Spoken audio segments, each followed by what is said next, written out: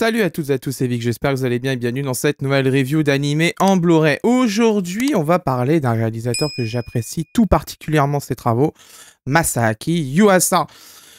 Je vous l'ai déjà dit, je vous l'ai répété plusieurs fois pendant les reviews, j'adore ses travaux qui sont faits chez nous, vraiment c'est incroyable ce qu'il fait tous les jours, vraiment au niveau de ses réalisations, de ses choix graphiques, l'audace qu'il a, j'adore ce qu'il fait, et vraiment c'est quelqu'un que j'apprécie beaucoup le talent, qui a en plus fondé son propre studio et qui a recruté une personne vraiment très talentueuse, Naoko Yamada, hein, qu'il a recruté au sein de Science Saru. Et c'est vraiment, je pense, des bons choix qui sont faits dans ce studio. C'est quand même vachement bien. Il y a pas mal de choses qu'ils ont fait ces derniers temps. Et là, nous avons Inuo, un film d'animation japonaise disponible chez All the Anime pour une trentaine d'euros en moyenne. L'édition que je vous présente aujourd'hui a été achetée chez All the Anime directement en précommande. Donc j'ai bénéficié bien sûr du tarif préférentiel de la précommande d'All the Anime. Je devais vous sortir la review bien plus tôt que ça. Mais j'ai eu pas mal de retard avec Gunbuster. Donc du coup, elle arrive que maintenant. Et du coup, quand on achète chez All the Anime, on a bien sûr les cartes qui étaient prévues à cet effet, justement, qui sont du coup inclus dans l'expédition, mais je vous les montrerai après. On va parler du coffret pour l'instant. Première chose qu'on constate, c'est un coffret, ma foi, d'un beau format, G2, hein, ce que fait All the Anime depuis plusieurs années. J'allais dire comme Pierre Fulin hein, au Guignol, d'un fort beau gabarit, hein, pour ceux qui connaissent la référence au Guignol, évidemment. Un coffret qui est sobre, mais qui est efficace au niveau design. Logo Inuo en vernis sélectif, là, ici, en brillant, on le voit. Visuel full, et là-dessus, il n'y a rien à dire. Les équipes d'All the Anime font le taf là-dessus. Il n'y a rien à dire, c'est vraiment propre. Logo Inuo là. Derrière, au-dessus, c'est mention édition collector ici, hein, c'est bien indiqué là, ici. C'est vraiment un design, je trouve, très très efficace qui est fait et qui est proposé par All the Anime aujourd'hui. C'est vachement cool. À l'arrière, il y avait bien sûr le flyer, qui n'est pas collé hein, comme depuis quelques temps. Ça fait déjà 1 an et demi, 2 ans qu'ils ne collent plus les flyers, All the Anime. Merci en tout cas. La petite phrase d'accroche, le résumé du film, vertigineux par première et un tourbillon sensoriel, Le Monde. Alors ça, par contre, c'est vrai. Ça, je suis totalement d'accord avec ce que dit Le Monde. C'est vraiment un tourbillon sensoriel, aussi bien visuel que sonore, en fait. Vraiment, ce film, quand vous allez le voir, vous allez vous dire, wow, putain, Yuasa, il est en forme, hein. Il est en forme, puis il envoie sévère, hein, quand même, là. Putain, il envoie quelque chose, là, mon gars. Il envoie le steak, comme on dit, hein. Alors, à l'intérieur, nous avons bien sûr les bonus. Nous avons un livret de 40 pages qu'on regardera bien évidemment. 4 cartes postales en plus de celles que là j'ai en précommande chez All the Anime. Un poster A3 et une interview sur Inuo. Une interview sur la carrière de Masaaki Yuasa. Un intermède, je crois, un intermède. Une interview de l'équipe de doublage, je crois, et les trailers en DVD Blu-ray avec une piste 5 points. Je crois qu'il n'y a pas de stéréo dedans normalement. Et bien sûr, des sous-titres français. C'est un disque commun Angleterre-français. Donc, apparemment, ce serait VDMS qui s'occuperait de l'encodage et pas comme on-screen comme ces derniers temps. Après la review de Gunbuster, ça me fait un peu de bien. Donc, ce serait VDMS normalement qui s'en occuperait. Alors, à l'intérieur, on va y aller. Hop, on sort tout. Toc, voilà. Voilà. Ah, il reste encore une carte dans le coffret. Voilà. On va commencer par les cartes. Regardez-moi ça, c'est beau. Moi, je trouve ça beau. Vous allez me dire, oui, c'est simpliste, c'est pas... Non, c'est très stylé, justement. Le film a vraiment une direction artistique et vraiment une audace à faire des choses. Vraiment, c'est incroyable. Ça fait du bien de voir ça de temps en temps, parce qu'on est très habitué aux productions ultra léchées avec plein de FX, genre Demon Slayer, par exemple. Les gens, ils ne bavent que sur les FX. Là, il n'y a pas besoin, en fait, de tout ça. Là, c'est le talent artistique qui va parler. Et Yuasa le fait très bien sur ce film-là, au niveau réalisation. C'est vachement bien fait.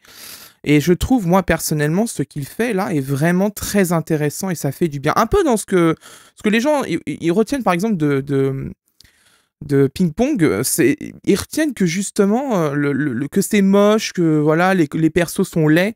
Mais on s'en fout. On s'en fout, ce qu'on veut, c'est l'animation, c'est la série sur le sport, etc. C'est comme si on disait, ah, Initial D, c'est nul à chier, les persos sont moches. On s'en bat les couilles, ce qui nous intéresse, c'est les courses automobiles. Et elles sont réussies. Voilà, c'est ça qu'on veut. Et là, sur le film, tout est réussi quand même, je trouve. C'est vachement bien fait. Ça, c'est l'illustration que nous avons sur le coffret, bien évidemment, qui est très très jolie. Ça aussi, c'est très très belle illustration, regardez-moi ça. C'est bien imprimé en plus, hein. Je peux vous le montrer avec le Canon, c'est l'avantage aujourd'hui, hein, d'avoir un appareil comme ça, de cette qualité. C'est que je peux vous montrer les illustrations vraiment au top qualité, comme je le souhaitais. Depuis des années, justement, j'ai un autofocus vraiment chirurgical sur ce point. Regardez-moi ça, je peux faire le point très très proche. Je suis quasiment collé à l'appareil photo, il fait le focus, hein. Et vous voyez, il revient automatiquement à son point de focus d'origine. C'est grâce à l'intelligence artificielle qui est dans le boîtier du Canon R50. Vous avez les liens en description si vous voulez voir la bête. Donc vraiment, je trouve vraiment le travail de Masaaki Yuasa vraiment de très très grande qualité. Par contre, j'aurais bien aimé avoir le papier qui a été utilisé pour cette illustration, parce que ça semble être un papier avec un fort grain quand même derrière, et c'est dommage que ça soit pas le cas sur cette illustration, parce que ça aurait donné beaucoup de relief en fait justement au dessin. Et là, c'est sur un papier satiné, on le voit, hein. Mais ça aurait été bien de choisir le papier adéquat pour cette illustration-là. Bon, après, je pinaille, mais ça, c'est plus par mon côté perfectionniste qui aurait bien aimé voir justement ça directement. Ça aurait été vachement stylé.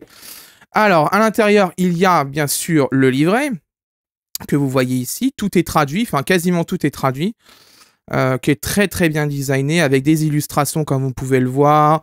Vous avez des key animations de Inuo. Vraiment, c'est très joli. On le voit, hein, comment il travaille. D'ailleurs, on pouvait voir, on parle souvent de cadrage, etc. Vous pouvez voir justement sur un, là, ici. Vous voyez les bandes que vous avez en haut et en bas, là, qui sont très foncées. Ça, c'est le cadrage, en fait, que voudrait le cadrage d'origine. Et autour, vous voyez un cadrage un peu plus resserré. Voilà, c'est comme ça que ça marche dans l'animation japonaise. Et c'est pour ça que, d'ailleurs, justement, j'avais eu un long débat sur Dragon Ball, les films. Enfin, Dragon Ball et Dragon Ball Z, les films, est-ce que le format d'origine, c'est le 4/3 ou c'est le 16/9? Bah, techniquement, c'est le 16/9. Parce que les films ont été projetés la première fois au cinéma dans les Toei Center. Donc, c'est le 16/9 qui est le format d'origine. Même si, effectivement, d'un point de vue information, le 4/3 est un peu plus pertinent là-dessus. Mais le 16/9 est le format qui avait été choisi à l'époque. Donc encore des key animation, tout ça, c'est vraiment stylé. Alors là, vous en voulez des illustrations, vous en voulez, vous en avez là. Bon, il y a quelques messages qui n'ont pas été traduits ici, c'est bien dommage, je pense que ça va être un peu difficile à traduire, c'est dommage. Là, ici, par contre, ça a été traduit. Ici, tout ça, ça a été traduit. Donc c'est quand même cool. Voilà, là, ça a été traduit, je crois, de droite. Après, c'est des textes condensés, hein, c'est compliqué de tout traduire sur un livret comme de cette taille-là, bien sûr, bien évidemment. Les puristes du A4 diraient « Il n'y avait qu'à faire du A4 hein. ». J'ai envie de dire, les formats boîte à chaussures, on s'en passerait. Hein. Alors, voilà, vous en avez du dessin, vous en voulez. En voilà, il y en a un. Ça, c'est bien. C'est ça qui est bien avec Masaaki Yuasa, c'est que c'est pas radin en visuel et il y en a beaucoup. Il y en a toujours des tonnes pour ses œuvres et ça c'est bien. Et moi je voudrais qu'on acquis en France Keiba, qui est un animé fabuleux fait par Yuasa justement aussi, qui a une OST mais incroyable, vraiment je vous le dis. Et en plus il y a un Master HD qui existe de cette série, fait par WoWo TV à l'époque en 5 points. Enfin, c'est du délire ce qui avait été fait à l'époque. Il avait une diffusion sur WoWo TV en 5 points HD, c'était parmi les premières diffusions HD de l'époque, de cette qualité-là, hein, 1901 par 1080p, hein, attention, rigolez pas là. Hein. Et c'était vraiment une claque en termes de réalisation, d'OST et tout, c'était vraiment démentiel, enfin, sincèrement, c'était incroyable, incroyable. Je vais vous montrer du coup les cartes exclusives qui sont dans cette édition. Bon, faites pas gaffe, vous risquez de voir des quadrillages qui bougent sur la vidéo. C'est tout à fait normal, c'est parce qu'il y a des milliards de petits points qui sont là sur l'illustration, je vous montre. Vous voyez, il y a plein de points, etc. Ça, les caméras, quand c'est trop loin, ça fait du moirage, parce que même avec un filtre passe-bas, on n'arrive pas à totalement cacher l'effet de moirage sur les points et les quadrillages, etc. C'est trop sensible. Donc on a les cartes exclusives de la vente All the Anime sur leur site, donc qui sont très jolies, qui ont un style très très très personnel, bien comme il faut au film, que j'apprécie beaucoup. C'est vraiment très osé, j'aime bien moi ce genre de ton. Ça me fait plaisir de voir tout ça.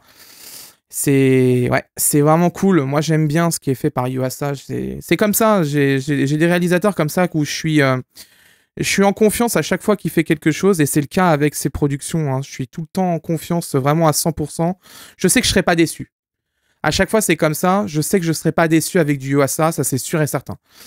Voilà, donc ça, c'était la présentation du coffret. Bon, bien sûr, il y a le flyer qui va là, évidemment.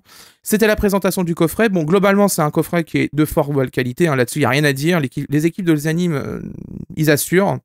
Rien à dire là-dessus. C'est vraiment de A à Z nickel. C'est à l'image de ce que fait la boîte depuis quelques années. Maintenant qu'ils sont passés en scanavo, je trouve que c'est quand même une bonne chose parce que ça permet justement derrière de pouvoir avoir des coffrets solides et surtout réparables s'il y a des problèmes. Et donc, c'est quand même vachement cool. On va passer à la seconde partie de la review. Qualité vidéo, audio, traduction, bonus, etc., etc. On va comparer aussi les masters parce que il y a pas mal de choses qui sont différentes entre le Blu-ray japonais, le Blu-ray américain et notre Blu-ray français. Donc, on va pouvoir comparer tout ça et on va conclure, bien sûr, la review avec les plus et les moins. Pour vous, ce sera dans quelques secondes. Pour moi, dans quelques jours. À tout de suite pour la seconde partie de la review. Bien, après avoir vu le film et comparé avec toutes les éditions dans le monde, y compris le disque japonais et le disque américain, je peux vous donner mon avis. En ce qui concerne la définition, nous sommes en 1901 par 1080, mais il est à noter que vous avez deux grosses bandes noires en haut et en bas, puisque le film est en ratio 2:40, un FPS de 24, une compression en H264 et un débit vidéo qui avoisine en moyenne à 32 mégabits par seconde. Inuo, c'est la nouvelle claque qui sort tout droit du Science Saru, le studio de Masaaki Yuasa. C'est d'ailleurs lui à la réalisation, et encore une fois une expérience visuelle et sonore assez spéciale et de ce que j'ai vu du film, vraiment très complexe au niveau encodage. Notre version du film est celle du Master Cinéma, on le remarque via le FPS du film qui est à 24 et non 23,976 comme sur l'édition Blu-ray japonaise et américaine, mais de ce que j'ai vu du disque japonais, ce choix est peut-être technique. En effet, l'édition japonaise apporte une teinte verdâtre comme pour Dragon Ball Super Hero que je vous avais review il y a quelques temps. C'est assez bizarre ce qui se passe sur le Blu-ray japonais car même l'édition américaine ne possède pas cette teinte verdâtre sur son encodage et qui plus est l'édition japonaise a un filtre low pass filter qu'on appelle, c'est un filtre qui permet d'augmenter un peu la compression en floutant pas mal de trucs. C'est vraiment dommage, c'est pour gagner en compression mais concrètement c'est pas très intéressant et vraiment la teinte verdâtre est très désagréable sur le film, sur l'édition japonaise. Ça casse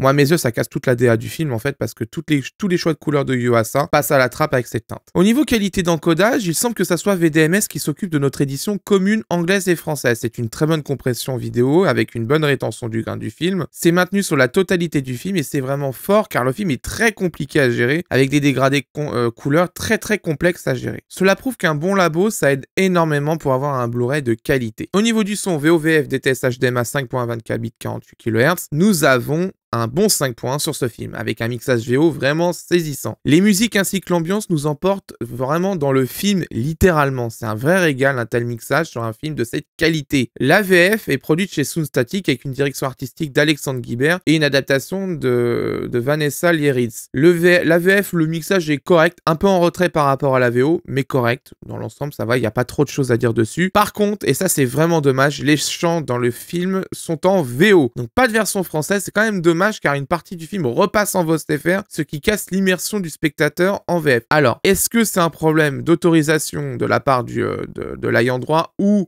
parce que c'est un problème de budget? Ça, je sais pas. Je peux pas le dire, mais en tout cas, c'est en VO les chants dedans et ce qui est vraiment très dommage pour une VF. La VF en elle-même, je la trouve correcte. C'est pas la VF de l'année non plus, mais sans plus, voilà, c'est correct, c'est ok. Tiens, au moins, elle a le mérite d'être là, mais incomplète quand même là-dessus. Faut bien le prendre en compte ça. Mais comme d'habitude, voici un petit extrait pour vous faire un avis. Pousse-toi, pousse-toi, pousse-toi, pousse-toi, pousse-toi, pousse-toi, pousse-toi, pousse-toi! Pousse-toi, je suis la gourde.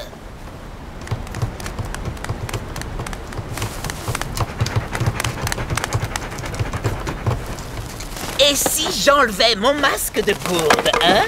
Tu portes un masque de gourde? Ben oui. Que se passerait-il si tu l'enlevais? Eh bien, tu serais effrayé. Regarde! Alors? Ça y est? T'as enlevé ton masque? Ouais, ça c'est mon vrai visage. Regarde bien et dis-moi ce que tu en penses. Je suis aveugle. Hein? Oui, je suis désolé. Oh, alors ma menace était complètement inutile. Au niveau de la traduction et des sous-titres, police d'écriture, similaire au disque d'Olzianim, bordure un chouïa plus importante sur cette édition, c'est mieux. La traduction a été confiée à Evienti, elle est signée Shoko Takahashi, elle est plutôt bonne dans l'ensemble, pas grand chose à dire dessus, les normes sont plutôt bien respectées dans l'ensemble, l'adaptation est correcte, là-dessus il n'y a pas grand chose à dire, c'est du bon travail. Au niveau des bonus, sur le menu vous pouvez retrouver le conte d'Otogizoshi illustré par Taiyo Matsumoto, une interview du réalisateur Masaaki Yuasa, un retour sur la carrière de Yuasa, l'entraque d'Ino et de Tomoichi, une interview du casting japonais et les bandes annonces japonaises, bien évidemment. Et ça, c'est quand même vachement cool. Et je crois qu'elles sont traduites en plus de ce que j'avais vu. Mais normalement, oui, elles sont traduites. C'est bien, il y a des bonus, dont une interview du réalisateur. Comme je vous l'ai déjà dit, c'est toujours bon à prendre pour documenter plus tard sur des fiches Wikipédia ou par exemple pour faire des rétrospectives en livre sur Yuasa. On a des interviews de lui qui peut expliquer certaines choses, donner certaines anecdotes. C'est toujours utile pour les journalistes, pour les écrivains, etc. qui font des biographies, etc. C'est quand même vachement utile d'avoir pas mal d'interviews du réalisateur. Tant qu'il a encore envie, au moins, c'est documenté. On passe au plus et au moins du coffret. Alors les plus, finition parfaite. Rien à dire. Boîtier carton rigide, Scanavo, livret plutôt bien imprimé. C'est vraiment de qualité. Les cartes sont bien imprimées aussi. Là-dessus, rien à dire. Beau design. Bon, bah ça, les équipes d'Holzanim, maintenant, on a l'habitude. C'est pas le point où on peut critiquer vraiment Holzanim, c'est bien le design. Là-dessus, il n'y a pas de problème. On sait, on le sent de toute façon, on le voit dans les coffrets. C'est très travaillé. Là-dessus, il n'y a rien à dire. Bonne traduction. Dans l'ensemble, pas grand-chose à dire dessus. Hein. Vraiment, c'est une bonne traduction qui fait plaisir. Voilà, elle est bien adaptée. Ça fera plaisir aux fans de VO. Et d'ailleurs, je recommande, si vous voulez pas vous taper les retours VostFR, sur la VF. Regardez le film directement en VostFR, directement, au moins vous n'aurez pas les coupures à chaque fois entre le retour, le passage du français au japonais pour les musiques. Au moins c'est beaucoup plus smooth en transition puisqu'il n'y en a pas tout simplement. Donc comme ça vous avez directement la VO et vous êtes tranquille. Excellente qualité vidéo et je pense que c'était le bon choix de garder le Master Cinema parce que concrètement il n'y a pas de grandes différences dessus. C'est vraiment minime les changements qu'il y a eu dessus. C'est vraiment, il faut se coller à l'œil là-dessus pour voir. Mais concrètement, si vraiment ils avaient récupéré ce qui a été fait sur le Blu-ray japonais, on serait tapé une time d'Erda dégueulasse et je vous le dis quand j'ai vu ce qui est sur le disque japonais, c'est pas acceptable, c'est pas beau, c'est moche et vraiment c'est pas intéressant du tout. Les moins, ah bah voilà, hein, ça c'est le point qui m'énerve un petit peu, les musiques du film sont en VO dans la VF. Et ça c'est, je sais pas si c'est vraiment un problème de budget, parce que Sound Static, normalement, quoique Sound Static, ils font pas en général. De ce que m'avait dit Univers JB, il m'avait dit que normalement, Sound Static, traduire les musiques et les chanter, c'était pas leur délire. MGM le fait, oui, ça on l'a déjà vu sur Sing a Bit of Harmony, c'est fait. Mais chez Sound Static, je crois pas, hein, normalement, ça n'a pas été fait. Donc ouais, peut-être un problème de budget ou de compétences, ou alors un problème de droit, c'est possible. Je sais pas pourquoi ça a été mis en VO là-dedans, mais c'est dommage parce que ça casse vraiment l'expérience VF du film, parce qu'on passe d'un doublage qui est correct dans l'ensemble à de la musique en VO avec des sous-titres. Le mieux aurait été quand même de les traduire et de les chanter, ces musiques. Ça aurait été quand même bien plus immersif pour les spectateurs VF. C'est dans l'ensemble un très bon Blu-ray qui rend hommage au travail de Masaaki Yuasa, donc vraiment, je vous invite vraiment à l'acheter, celui-là, il est très très bien. Si vous souhaitez acheter le coffret, il est dispo sur Amazon pour 35 € en moyenne pour l'édition collector. Si vous souhaitez les cartes bonus que je vous ai mis justement dans l'unboxing que vous avez vu, je vous mets aussi le lien pour l'achat chez Holzanim. Ça sera un peu plus cher, mais au moins vous les aurez directement. Donc faites votre choix, en tout cas ça vaut le coup.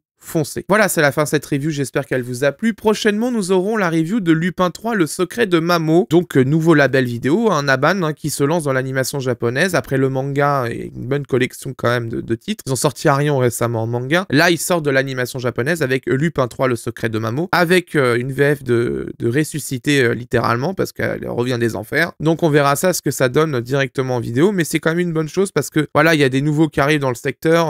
On en reparlera justement dans la vidéo de la rentrée. Parce qu'on va fêter, il y a l'anniversaire de la chaîne, hein, en septembre, faut pas l'oublier. Et il y a Tanuko qui arrive. Bon, la communication de Tanuko, je la trouve très moyenne, donc on verra ça là-dessus. Parce que ça me fait un peu peur ce qu'ils sont en train de faire. Par contre, Naban, c'est bien le titre qu'ils ont choisi. Bon, Violent Jack, je verrai ce que ça donne, mais Lupin 3, c'est quand même cool parce que Lupin, c'est toujours sympa à avoir dans la vidéothèque. Et au moins, on a l'édition Ultra HD, donc je vous en ferai la review. Et d'ailleurs, normalement, si tout se passe bien, ça sera la première vidéo, vous verrez, en HDR, avec des extraits du film directement en HDR, et donc vous pourrez voir directement de vos yeux en 4K ce que donne le film avec le traitement HDR activé. Donc comme ça vous permettra de voir vraiment ce que donnent les talos HDR de ce film. Donc je vais me débrouiller, mais normalement si tout se passe bien, ça devrait être le cas, puisque ma caméra filme en HDR, et en plus dans les bons standards, le film est en HDR, donc je vais pouvoir faire une vidéo de bout en bout HDR. Si vous souhaitez soutenir les reviews comme d'habitude, n'oubliez pas l'abonnement, le pouce bleu, la cloche bien évidemment, et le petit commentaire de référencement comme d'habitude. d'habitude, ça fait plaisir aux algorithmes de YouTube et ça permet de pousser les reviews pour les gens qui cherchent des informations sur ces coffrets et qui permettent de popper justement dans les recommandations. Si vous souhaitez soutenir les reviews comme d'habitude, vous pouvez vous abonner directement avec le bouton rejoindre qui est à côté du bouton s'abonner. Ça vous permet pour 2,99 € d'avoir accès en avance aux reviews. Donc dans le cas d'un coffret qui n'est pas encore expédié, qui est en précommande, vous avez la possibilité d'annuler la précommande si jamais le coffret n'est pas bon ou si vous souhaitez vous faire un avis plus rapidement que prévu. Parce que par exemple, je sais pas, vous avez un anniversaire qui est prévu, etc. Vous souhaitez savoir s'il faut préco ou pas. Au moins, vous avez